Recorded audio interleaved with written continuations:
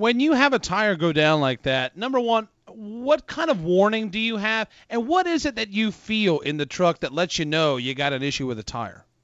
Well, I mean, coming off turn four and you're running the fence and your tire hits the fender, you know you got a tire rub, so you know something's going to happen. It just, I guess I wasn't slow enough. It's one of them things when it gets on the frame, when the tire blows, the truck's already pretty low, and then when that tire goes, you're dragging the metal to asphalt, and you got no turning ability and no stopping power, so it just went straight up the track. So it's one of those helpless moments where you can't really do anything about it other than hang on and hopefully you don't take nobody with you.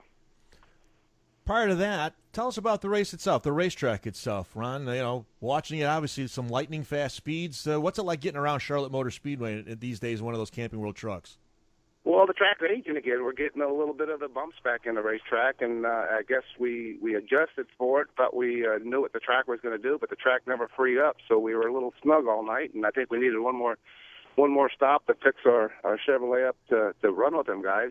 We were trying to bide our time a little bit, and you know, and when you get behind somebody, these things are so air dependent, and like I said, I drove it in the fence, and that kind of ruined our day. But the track is back to the old little bit, not as bumpy as it was, but it's getting to the little chatter marks down into 3, and you get a couple down into 1. So it's going to go start back to the old setups. You're going to see some of these guys going back to where they can't call about both front springs. They're going to have a little compliance in their springs where they can run over the bumps better.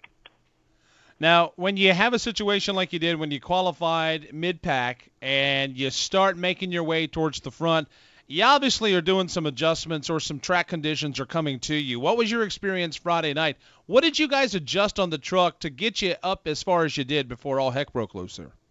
Well, it was mainly just the way we were hitting our springs. I mean, we tried something with I really liked in practice, and it didn't play over. So I guess my feeling of what I needed to feel for what the night was going to do, the track has changed that much from last year. So I just got to go back to the notebook and think about what I need to do to make the truck better. So it was a lot of my call and then Bruce's call with what we put in the truck, and we just weren't hitting right. And I don't know if we had to raise the front of the truck up or lower the front of the truck. It just had to hit the springs a little different on the right front. And heck, I don't know. It's just if I knew, I would have fixed it, you know, at the time it was happening. So we knew track position wasn't that big because we came back up through there, and you seen Kyle.